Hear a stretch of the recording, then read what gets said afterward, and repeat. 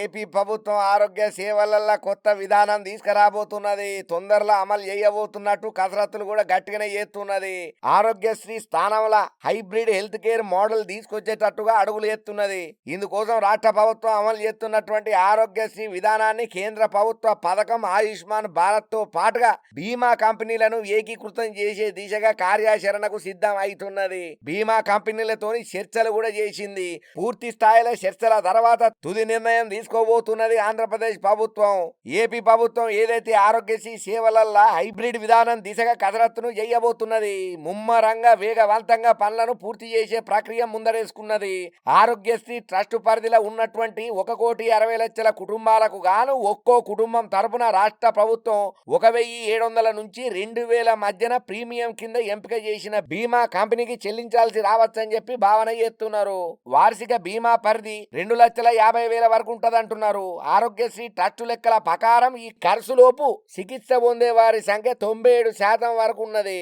మిగిలినోళ్లకు ఖర్చు 2,50,000 దాటితే ఆ మొత్తాన్ని ఆరోగ్యశ్రీ ట్రస్టుల ద్వారా చెల్లించేటట్టుగా ఆలోచన చేస్తున్నారు. హైబ్రిడ్ విధానం ఇప్పుడున్న లెక్కల ప్రకారం వార్షిక పరిమితి కింద నిర్దేశించినటువంటి 25 లక్షల వరకు చికిత్స పొందుతున్నోళ్లు రాష్ట్రంలో లేరు. అవయవ మార్పిడి క్యాన్సర్ రోగులకు 15 లక్షల వరకు ఖర్చు అవుతున్నది. 2.5 లక్షలు కాకుండా ఇప్పటి వరకు అధికంగా నమోదైన కేసులు 5 లక్షల వరకు ఖర్చు అవుతున్నట్టు తెలుస్తున్నది.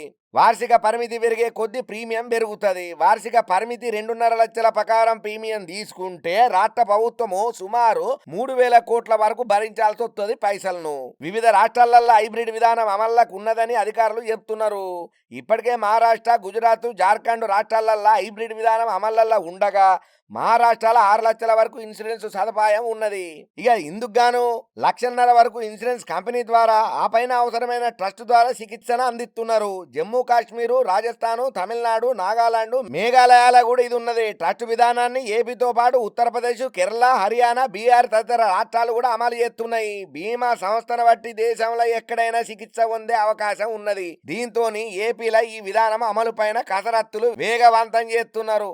అయితే ఆరోగ్య శాఖ దీనికి సంబంధించినటువంటి పూర్తి నివేదికను ముఖ్యమంత్రికి అందియబోతున్నది. దీనిపైన చర్చించిన తర్వాతనే ప్రభుత్వం తుది నిర్ణయం ఏంటిదనేది తీసుకునే ఆలోచనలో ఉన్నట్టు కూడా తెలుస్తున్నది. ఏదేమైనా ఏపీ ప్రభుత్వం ఎన్ని మార్పులు చేర్పులు చేసి ఎన్ని కసరత్తులు చేసినా పేద పబ్లిక్ కు మంచి జరిగితే గదే 10,000 అని అనుకుంటున్నారు ఈ ముచ్చటెరికైనోళ్ళు.